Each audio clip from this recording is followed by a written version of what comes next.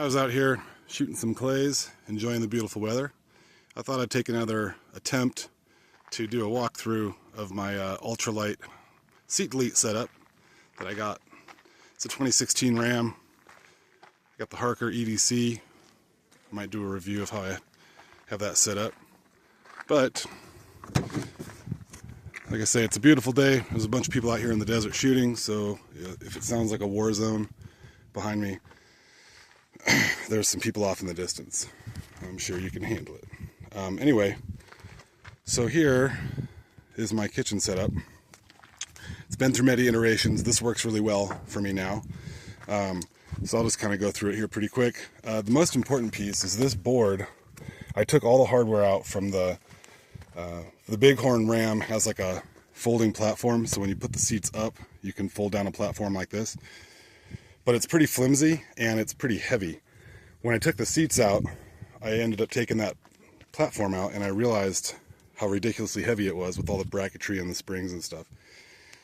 So big weight savings there. And then what I did is I replaced this with this frame underneath here is 1x2 pine, minimal, right? So the whole idea was to save as much space as much weight as possible. So this is a very minimal skeleton frame, and then this board here, which you'll see on the other side, this is actually from what's the guy's name? Nomad. There's a dude online, Nomad, look him up. He does a bunch of foam bones instructions for foam van interior build-outs, and I just watched a bunch of his videos, and I made this platform. So it took out the 1/4-inch plywood that I had, and I saved probably 20-30 pounds right there.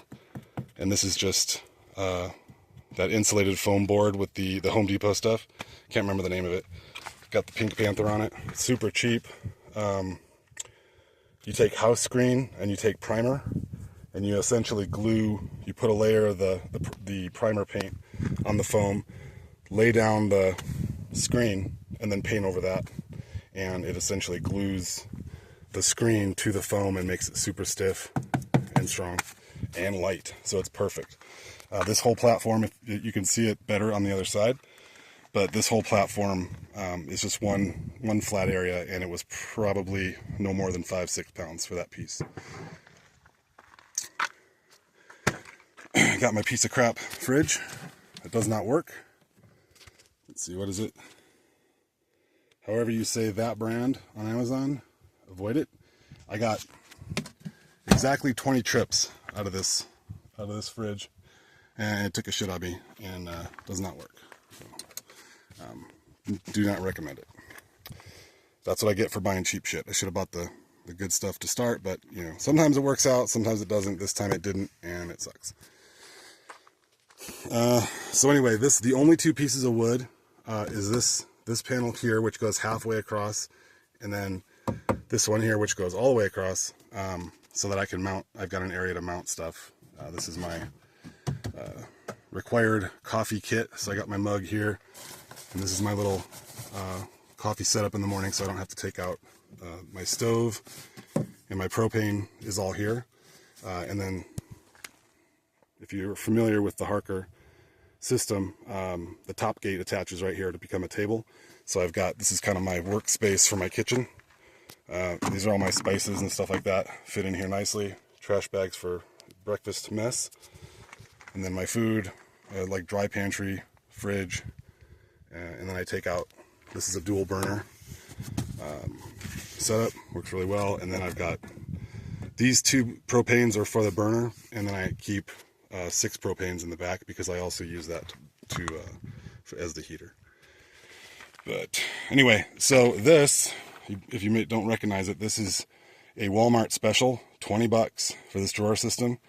It's not as sexy as a goose gear, but it does the job, and it weighs less than 5 pounds for the entire setup.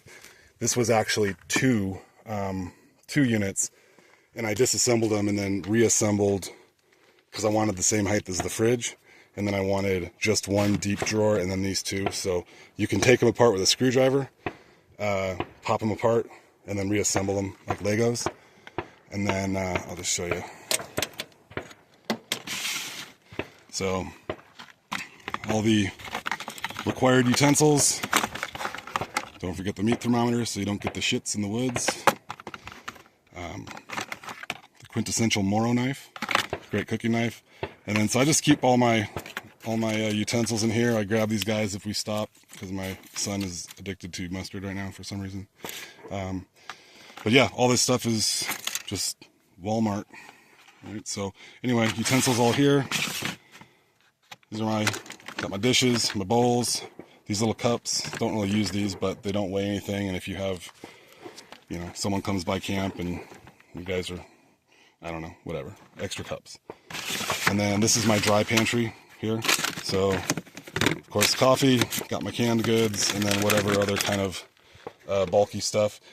Tortillas I put in here. Bread, I have kind of a general basket that's kind of a mess right now, but you can see it's kind of a catch-all. It's got some empty water bottles and stuff, but when I'm in full loaded, I put bread, chips, soft pantry things here, which is great because you can grab the snacks from here while you're driving, keeps it in place. Works out really well. That's kind of like pantry overload, and then this is regular dry pantry.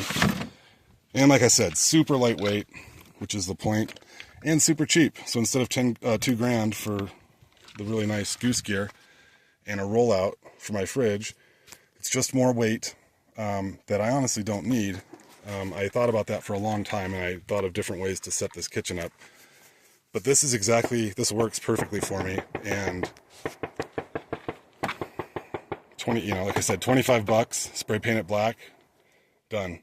And then it's just bolted through into the foam. And then in front here, I wedge a couple couple gallons of water, and then a couple Mountain House emergency foods. We normally don't eat that Mountain House stuff. Jeez. Here we go. But, you know, for whatever reason, you get in a bind, you run out of food. I've got some extra food there and extra water. This is not our main water supply. I always carry 1 or 2 gallons. If I'm by myself, I'll have at least 1 gallon. I mentioned something about the war zone. Yeah.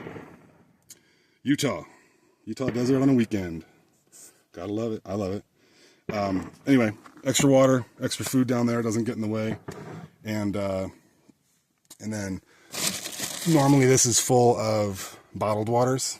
I can fit them nice and tight and they don't move around. And then got my soft shackles and a tow rope in there. So, and like I said, this works out really well because spices and stuff like that here, my food, my fridge, my stove comes out and goes right here. So this is my table. And then where the Rotopax is, I've got a water jug, 2-gallon Rotopax with a, spigot on it. And I turn it upside down so I have dishwater, gray water kind of situation. So I can wash dishes, wash hands right here, right next to the table. So the whole thing works out really well. And of course, it's all under the awning. So walk around the other side here, rock.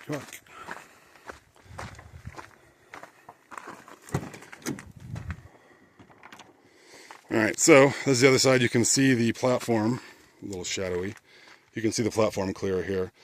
This area is just nice to have an open area. This generally is where I'll put my duffel bag with all of my, change of clothes duffel bag for a trip. And then this is my dresser situation. So this is kind of the hygiene station. I have a little mat that goes right here so I can change my shoes and not get my feet dirty, wash my feet, wash up, do the Hooer's bath. Happens right here. So I got the dude wipes and towelettes and all those kind of things to clean up and wash up and refresh. Got a extra battery here for whatever reason. Got more than enough power, but never hurts. This is all toiletries, right? So I got meds and brush your teeth, brush your hair, do all the stuff Mama told you to do. Keep the stank breath away. This is all over-the-counter meds. I've got a full, actually I have a few first aid kits and medical kits, but this is like all over-the-counter stuff, just for everything from the poops to allergies, headaches, stuff like that. And then just kind of extra catch-all. So in here, this always stays in here. So I've got jacket, this is rain jacket and also insulated jacket, and then my fishing stuff, so it's like my UV shirt and my hat go in here. And then the rest of this is all camera gear. So this is all the camera stuff, chest rig, tripods, selfie, not selfie stick, whatever the hell this thing is. I guess it could be. But it's like the camera handle, and then it turns into a tripod too, which is cool. Drone batteries. So camera, drone, all that stuff goes here, never comes out. This stuff all stays in here.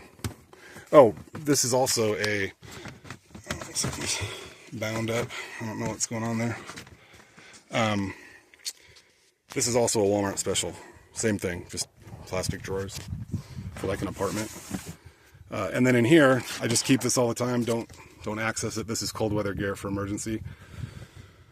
Or just, you know, whatever. You always need it. Doesn't matter the weather. You should know that. Always be prepared for it. So I've got the rain shell here. And then in here, I've got hoodie, socks, hats, and insulated gloves. 2 sets. One for my son and one for myself. And that's just always in there. So it makes it easy. And then, so when you pack up, you just put in, you know, change of socks, change of underwear, t-shirt, extra pair of pants, all that. Throw it in the duffel. Throw it right here. You're gone. Let's see. This is for the security system. And I got the, this is a really nice setup, actually. I took this out of the back. It was in the camper. But when I pulled the rest of this seat out, there was so much space, I was able to just tuck the compressor back there. And then I can keep all my hoses and stuff nice and tidy and totally out of the way. Still giving me tons of space. By the way, with my duffel here, I can pick it up, put the duffel up on top here, and I still have all this workspace, which is really nice to do whatever it is I'm doing. I got the Wii Boost, which is amazing. And let's see what else we got. Oh, this is a really nice setup too. I was saying, you know, changing clothes, changing shoes. So I've got space here for my boots and my sandals and my camp shoes. Everything can just go, you know, stuff right in here. And then this is actually not openable because I got the chalk in the way. So I gave up that box. I think there is a jump charger in there. It's all that can fit in there because, little tip, that the Bighorn, I think just the Bighorn and up model of the Ram, 4th gen, has a cargo box under there that's actually under the frame, tucked in, and it's just an area to keep some stuff. But it is the perfect access point to get into the cab if you're tired of digging through the dashboard to run wires and stuff like that. So I can just run them under the truck, and then this is my entry point through this plastic box. And I use the seals for kayaks. There's like these, I can't remember what they're called, but it's so you can run wire through the kayak hull, so they're waterproof. And I use those, and so I've got all the wires. This is a little bit of a mess right now, but all the wires are running into that box and then coming out here. So, great setup. And I guess last in here, this is just my stuff. So I keep, this is one of those, and again, Amazon special, you know, plastic molly panel, works great. Keep my binos, rangefinder, couple of earmuffs, and this radio. This is super helpful. So my son can grab that radio. I've got hardwired radio on the dash, and then so if he's my son's backing me into a spot or spotting me or whatever, he can just jump out and grab this radio, and then we can be talking whatever, I don't know, probably Harbor Freight light or something, but it works great, does the job. It's just a quick access flashlight, and then jump kit, trauma kit. It's not my normal first aid kit, that's in the camper. This is like a trauma kit, like I said, trauma blowout kit. Basically, this is what the one you grab for, you know, car accident, any kind of trauma situation.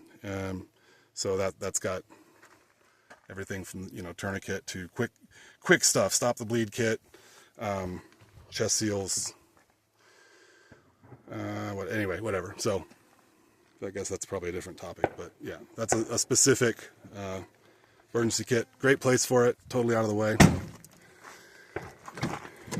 Nothing but a mess to see in here. Yeah, whatever. That's just Ram truck. 4th gen, yeah. I got, what did I do here? Oh, I do have the stupid wolf box. Great product until it doesn't work. I had it for about 6 months, and it's my rear view camera because I can't see out the back with the camper. And now it turns on and off every 30 seconds, and it's annoying as hell. So, yeah, I don't know what the problem is there. So, anyway, cool. I think the next one I will do a walkthrough of the camper itself. Maybe there'll be less artillery going off, but yeah, that's the setup. Just enjoying the weekend. The heat finally cooled off a little bit, so everybody's out enjoying it. So anyway, talk to you guys later.